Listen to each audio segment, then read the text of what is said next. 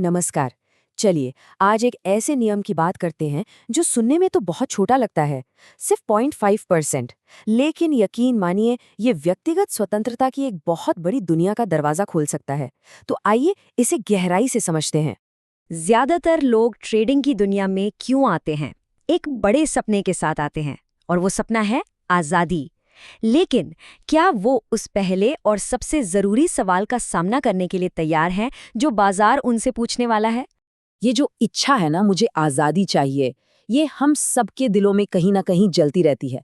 अपने समय, अपने फैसलों और अपनी जिंदगी पर पूरा कंट्रोल। और यही वो चिंगारी है जो लोगों को ट्रेडिंग जैसे मुश्किल रास्तों पर ले आती है। और बस यहीं पर सपनों का सामना हकीकत से होता है। देखिए, आजादी की चाहत तो ठीक है, लेकिन उससे पहले बाजार आपकी टिके रहने की क्षमता को परखता है। सवाल ये है कि क्या इस खेल में पहले टिका जा सकता है? तो एक बात को बहुत अच्छे से समझ लेना है, ट्रेडिंग में अमीर बनना पहला लक्ष्य है ही नहीं। पहला और सबसे जरूरी लक्ष्य है टिके रहना। क्योंकि जो इस खेल में टिक गया, कामयाबी उसे अपने आप मिल जाती है।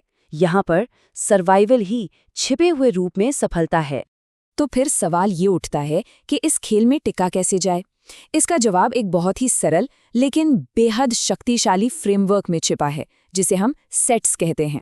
सेट्स का पहला और सबसे जरूरी अक्षर है एस, यानी स्टॉप लॉस। ये एक बुनियादी नियम है। किसी भी एक ट्रेड में अपनी कुल पूंजी का 0.5% से ज्यादा जोखिम में नहीं डालना है। इसको ऐसे समझिए, अगर किसी की ट्रेडिंग कैपिटल 1 लाख रुपए है, तो इस नियम के हिसाब से किसी भी एक ट्रेड में अधिकतम नुकसान सिर्फ 500 रुपए होना चाहिए, उससे ज्यादा नहीं। ये छोटा सा नियम आपको बड़े नुकसान से बचाता है।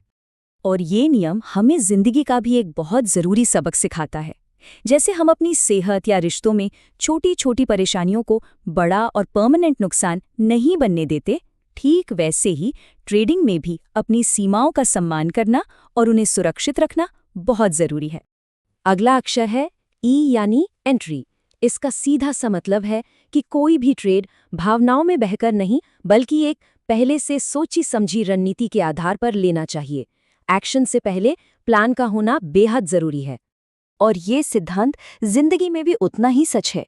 चाहे करियर हो या रिश्ते, कोई भी बड़ा फैसला लेने से पहले अगर मन में पूरी क्लैरिटी हो, तो बाद में पछतावे की गुंजाइश लगभग खत्म हो जाती है।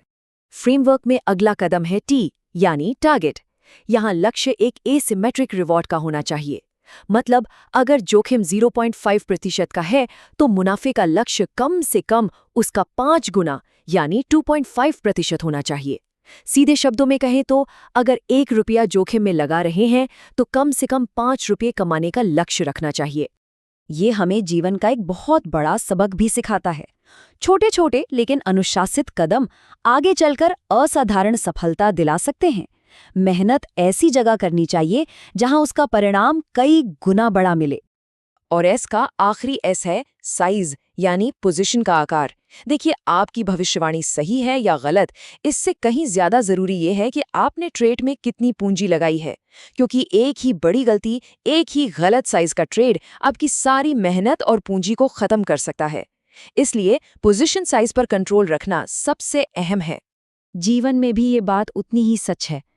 सफलता इस बात से तय नहीं होती कि हम कितने काम करते हैं, बल्कि इससे तय होती है कि हम अपनी ऊर्जा और संसाधनों को कितनी समझदारी से सही जगह पर लगाते हैं। साइज को कंट्रोल करें और आप परिणाम को कंट्रोल कर लेंगे। तो हमने सेट्स फ्रेमवर्क को समझा। ये बहुत सरल और लॉजिकल लगता है ना? तो फिर ज्यादातर लोग असफल क्यों हो जाते हैं? असली वजह क्या है? चलिए अब इस रहस्य से पर्दा उठाते हैं। ये सवाल सच में सोचने पर मजबूर करता है ना? अगर नियम इतने सीधे हैं, तो फिर लोग नुकसान क्यों करते हैं?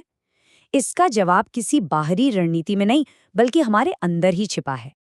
असली सच्चाई ये है कि लोग खराब रणनीति की वजह से नहीं हारते, वो 3 ओवर्स की वजह से हारते हैं। पहला, ओवर कॉन्फिडेंस।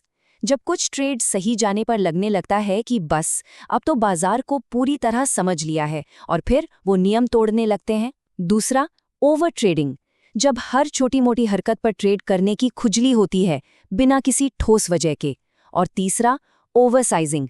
जब एक ही ट्रेड पर इतना बड़ा दाव लगा दिया जाता है कि अगर वो गलत हुआ तो खेल ही खत्म। और ये 3 दुश्मन सिर्फ ट्रेडिंग तक ही सीमित नहीं है। ये मानवीय कमजोरियां हैं जो करियर में, रिश्तों में और जिंदगी के हर मोड़ पर हमारी सफलता के रास्ते में बाधा बनती है। और अब हम इस यात्रा के सबसे महत्वपूर्ण पड़ाव पर पहुंचते हैं। वो आज़ादी जिसकी तलाश में ये सफ़र शुरू हुआ था, वो कहीं बाहर नहीं बल्कि अनुशासन के अंदर ही छिपी है। तो चलिए एक बार फिर से सेट्स फ्रेमवर्क के इन 4 पिलर्स को देखते हैं। स्टॉप लॉस आपकी पूंजी की रक्षा करता है। एंट्री आपको भावनाओं से बचाकर योजना के साथ काम करना सिखाती है। टारगेट ये सुनिश्चित करता है कि आपकी मेहनत का फल आपके जोखिम से कहीं बड़ा हो। और साइज आपको अपनी ऊर्जा और संसाधनों को समझदारी से लगाना सिखाता है। तो अंत में सार बस यही है, अनुशासन कोई बंधन नहीं है, ये तो वो नींव है जिस पर सच्ची स्वतंत्रता की इमारत खड़ी होती है। ये आपको भावनाओं और आवेग की कैद से आज़ाद करता है। और अब एक अंतिम विचार जो शायद हमेशा आपके साथ रहेगा।